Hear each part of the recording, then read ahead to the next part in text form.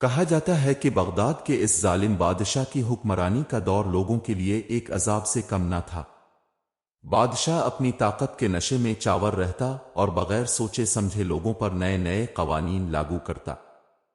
عوام پر ظلم ڈھایا جاتا اور جو بھی بادشاہ کے احکام کی خلاف ورزی کرتا اسے بے دردی سے سزا دی جاتی۔ ہر کوئی بادشاہ کی دہشت سے لرزاں تھا اور اس کے سامنے سر اٹھانے کی ہمت کسی میں نہ تھی۔ لوگ اس کے ظلم سے تنگ آ چکے تھے مگر خاموشی کے سوا ان کے پاس کوئی راستہ نہیں تھا۔ اسی شہر میں ایک دیانتدار اور سمجھدار لوہار جمشید بھی رہتا تھا۔ جمشید کو نہ صرف اپنے کام میں مہارت حاصل تھی بلکہ وہ دل کا بھی نہایت نیک اور مددگار شخص تھا۔ اس کی شہرت بغداد کے کونے کونے میں پھیلی ہوئی تھی۔ جمشید ہمیشہ دوسروں کی مدد کے لیے تیار رہتا اور کبھی کسی سے کام کا زیادہ معاوضہ نہیں لیتا۔ لوگ اس کے پاس اپنی مشکلات لے کر آتے اور جمشید ان کی مدد کرتا، ان کے مسائل کو حل کرتا اور انہیں بہترین مشورے دیتا۔ ایک دن بادشاہ کے دل میں ایک عجیب خیال آیا۔ اس نے سوچا کہ کیوں نہ اپنے دشمنوں اور رعایا کو اپنی طاقت دکھانے کے لیے ایک ایسا ہتھیار بنوایا جائے جو بے مثال ہو اور ہمیشہ کے لیے قائم رہے۔ اس نے اپنے وزیروں کو حکم دیا کہ شہر کے بہترین لوہار کو تلاش کریں جو اس کی اس خواہش کو پورا کر سکے۔ وزیروں نے جمشید کا نام لیا اور بادشاہ کو بتایا کہ جمشید اس کام کے لیے بہترین ہے۔ بادشاہ نے فوراً جمشید کو محل میں طلب کیا۔ جمشید کو بادشاہ کا پیغام ملا تو وہ قدرے حیران ہوا۔ اسے بادشاہ کی سنگدلی اور خود غرضی کا علم تھا مگر اس نے سوچا کہ شاید یہ کوئی عام کام ہوگا۔ جب جمشید بادشاہ کے سامنے پہنچا تو بادشاہ نے اسے ایک پرغرور مسکراہٹ کے ساتھ مخاطب کیا اور کہا، جمشید، مجھے بتایا گیا ہے کہ تم لوہے کے کام میں بے مثال ہو۔ میں چاہتا ہوں کہ تم میرے لیے ایک ایسا ہتھیار بناؤ جو دنیا میں کہیں نہ ہو، ایسا ہتھیار جو میرے دشمنوں کے دلوں میں خوف بٹھا دے۔ جمشید نے عاجزی سے کہا، بادشاہ سلامت، میں اب کے حکم کی تعمیل ضرور کروں گا مگر یہ جاننا چاہوں گا کہ اب یہ ہتھیار کس مقصد کے لیے بنوانا چاہتے ہیں۔ بادشاہ جمشید کے سوال پر کچھ دیر چپ رہا مگر پھر غرور سے بولا، میں یہ ہتھیار اپنی طاقت کی علامت کے طور پر رکھنا چاہتا ہوں۔ یہ ہتھیار میرے دشمنوں کو یاد دلائے گا کہ میری حکومت ہمیشہ قائم رہے گی اور میرے فیصلوں کے آگے کوئی سر نہیں اٹھا سکے گا۔ جمشید بادشاہ کی باتیں سن کر خاموش ہو گیا۔ اس کے دل میں ایک ترکیب آئی کہ شاید یہ وقت ہے کہ بادشاہ کو کوئی سبق دیا جائے۔ اس نے سوچا کہ اگر وہ اس ہتھیار کو بنانے کے بہانے بادشاہ کو اس کے ظلم و جبر کی حقیقت دکھا دے تو شاید بادشاہ کا دل نرم ہو جائے اور وہ عوام کے لیے بہتر سوچنے لگے۔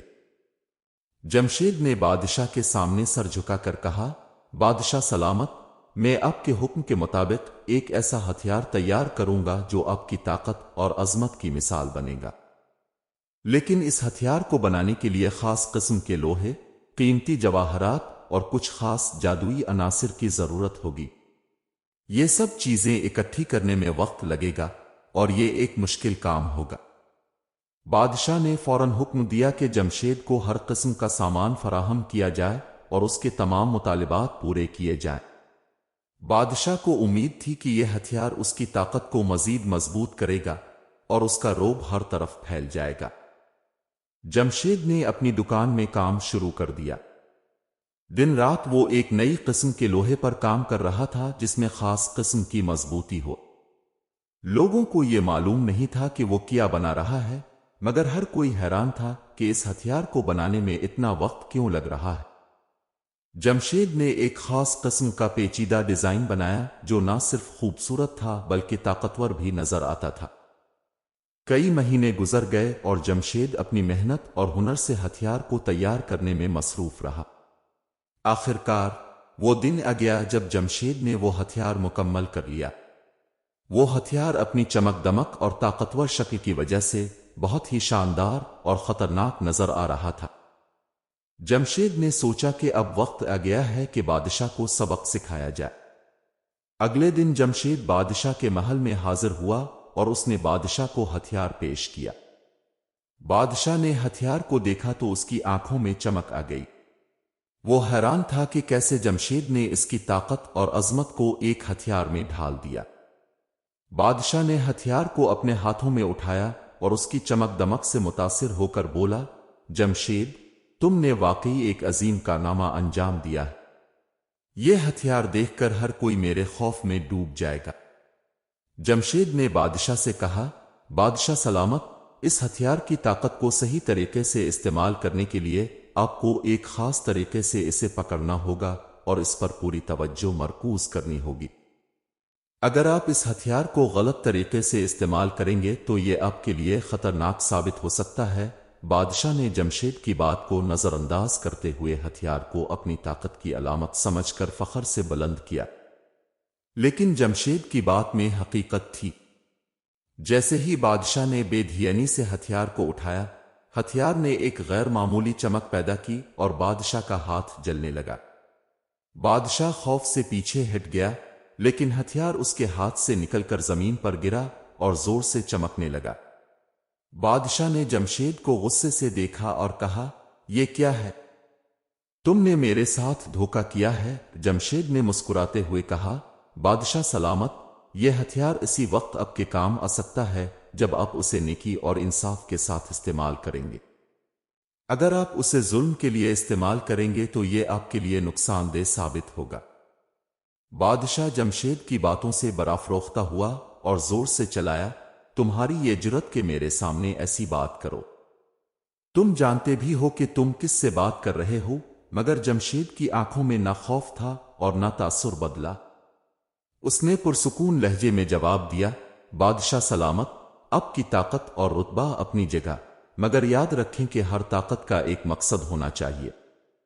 اگر اس کا استعمال انصاف اور لوگوں کی بھلائی کے لیے ہو تو وہ طاقت پائیدار ہوتی ہے، ورنہ اس کا انجام اچھا نہیں ہوتا۔ جمشید کی یہ باتیں سن کر دربار میں ایک خاموشی چھا گئی۔ سب درباری حیران تھے کہ جمشید کس طرح کھڑے ہو کر بادشاہ کو نصیحت کر رہا ہے۔ بادشاہ کے چہرے پر غصے کی لکیریں نمایاں تھیں، مگر اس کے دل میں ایک بے چینی بھی پیدا ہو چکی تھی۔